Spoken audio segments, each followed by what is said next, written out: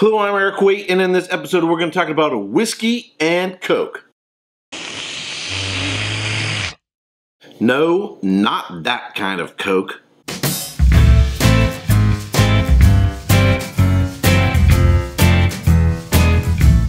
Alright, so I've got with me three of the most maligned whiskeys, elites, by whiskey tubers who seem to really hate this stuff and yet insist on doing reviews of it.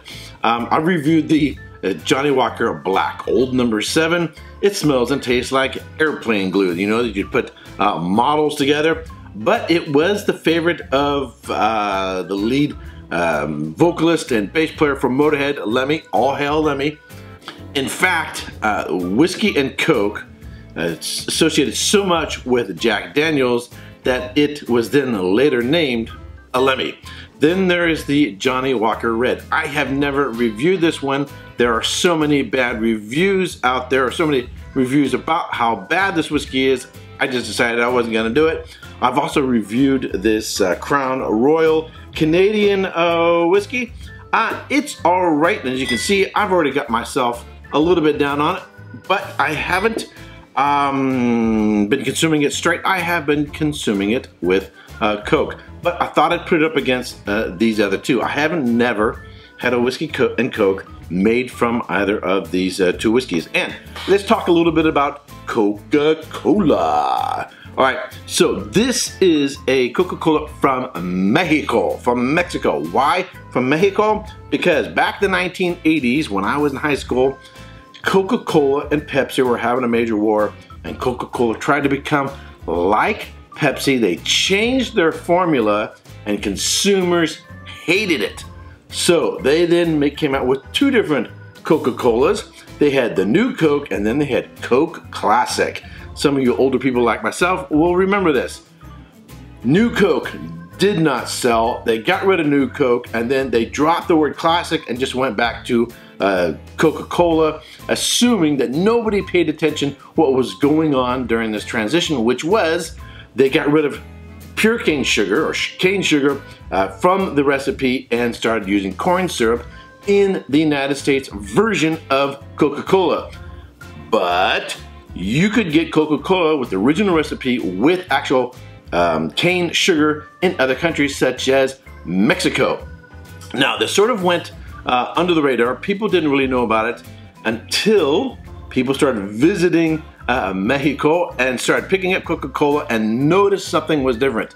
It then sort of migrated in the United States. I started seeing in San Diego when I was living down there, but it was only sold in like little burrito shops. San Diego has some of the best Mexican food restaurant and Mexican delicatessens. So people would go to a Mexican delicatessen or a burrito shop just to get Mexican Coke, and now the word is out. It's become so popular that now you can just search for Mexican Coke and buy this at your local grocery store. It's not cheap. It's about $1.50 per bottle. Alrighty, so I want to do a comparison between the Jack Daniel's Black Old number 7, the Johnnie Walker Red blended Scotch whiskey, and Crown Victoria. Now you might say, why would I want to sip or serve any of these? Maybe you're having a New Year's Eve party. Maybe you're having a Christmas party. Maybe you're getting together for a bunch of people from the office who aren't drinkers. They don't like whiskey, and so they're going to want to have some sort of cocktail. Or maybe even you're having, say, a barbecue. Barbecue sauce does not work well with wine. People sometimes will want to have a beer with their barbecue.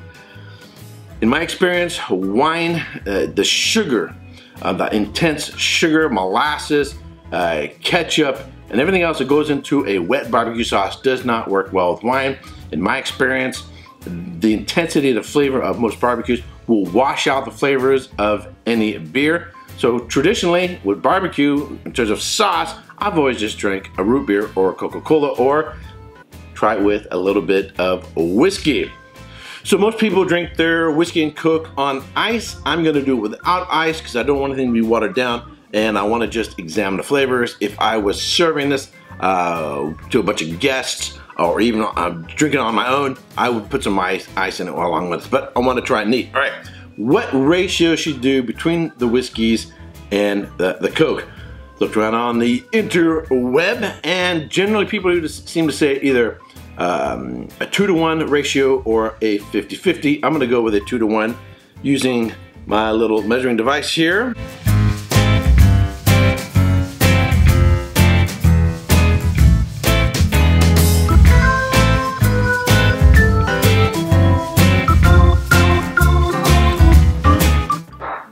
Now, some other people have done whiskey and Coke reviews in which they use high quality whiskeys. They were looking for what is the best whiskey and Coke, and they use such things as Ardbeg 10, Laphroaig 10,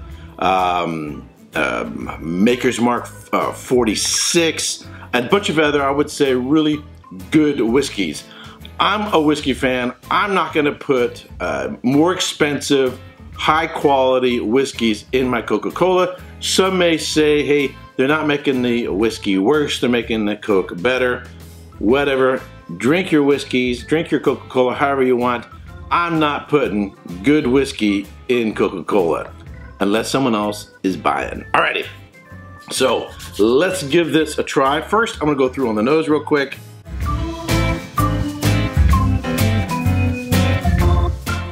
On the nose, what really pops out with the Canadian Royal, and as you can see, as I mentioned before, I've been enjoying this way. I reviewed this, didn't particularly care for it. What am I gonna do with the rest of the bottle? That's why I was making Coke and whiskey with this one, because I had to find something to do with the rest of the bottle. When I reviewed the Johnnie Walker Black, I used a mini, so I didn't buy a full bottle.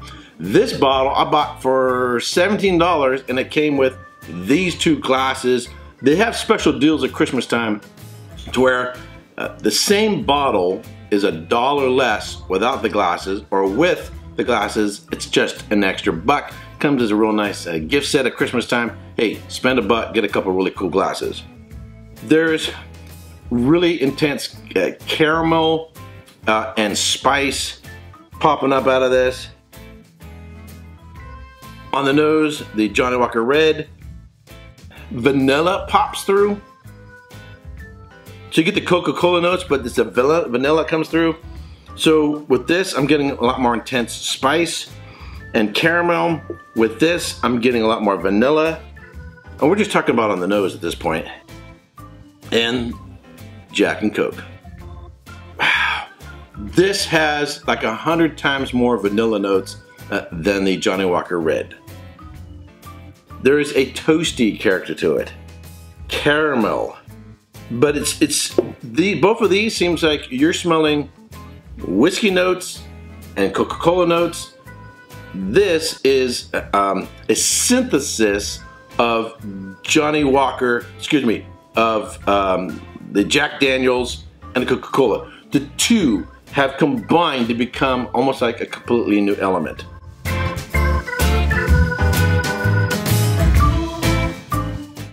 Alright, the most important thing is, how's it on the palate?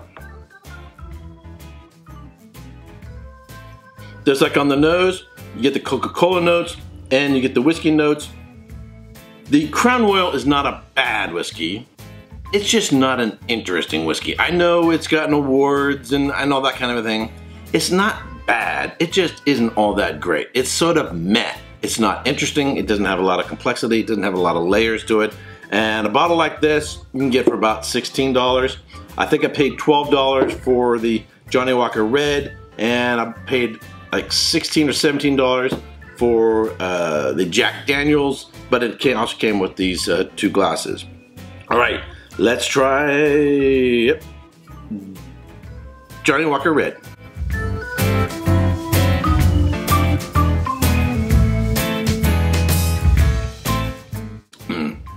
This is just my opinion. You may prefer one thing over another. My personal opinion, the Coca-Cola just makes the Johnnie Walker Red less worse. It makes it tolerable. Yeah, I don't like it. It's disjointed. I'd rather have a straight Coca-Cola than Johnnie Walker Red with Coca-Cola. There's some vanilla notes in the back, but it's funky. Don't like it. I really, really don't like it. I'm gonna pause for a second. I'm gonna drink some water. Stand by. Alrighty. I actually need to drink some water to get that out of my mouth. Let's just try a little bit of Coca-Cola. Alrighty. Nice. Alright. Jack Daniel's Black, old number 7, the Lemmy.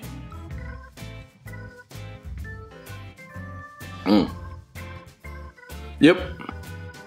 Interesting. This actually has some nice complexity to it. As I said, the two ingredients have become a synthesized beverage. The two have come together. There's more complexity to it, and the whole is greater than the sum of the parts. I like it. So the Coca-Cola is sort of up front, the cola notes. Then caramel, vanilla, spice. On the back end, it is kind of woody, charcoal. The airplane glue character is gone. It's actually really quite nice. In fact, I'm gonna say this is actually quite delicious. I like this.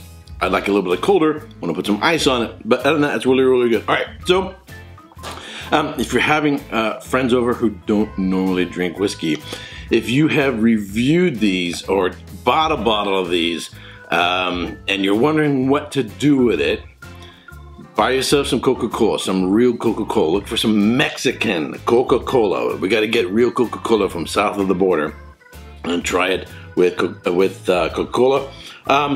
And try this with your guests. A good way to get rid of the whiskeys you bought that you don't really want is to serve it with Coca-Cola to your guests who aren't big aficionados of whiskey. Don't do this to your fellow whiskey aficionados. You're having people over from the office. You're having some in-laws to your house. Somebody who you don't mind giving them some of your less favorable whiskey, and you don't want to give them the good stuff. You want to get rid of these whiskeys. Buy yourself some Coca-Cola, put it on ice, and I think they'll actually be happy.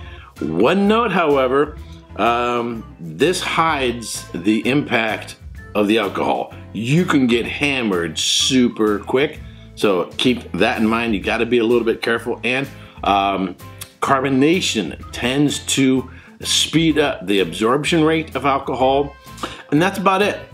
Alrighty, what are your comments? Do you have any questions? Do you have a particular favorite of a whiskey and Coke? I want to hear about it. Put it in the comment section down below. If you subscribe to this channel, I want to thank you very much. If you haven't yet subscribed, but you enjoy watching my videos, I would greatly appreciate it if you would subscribe.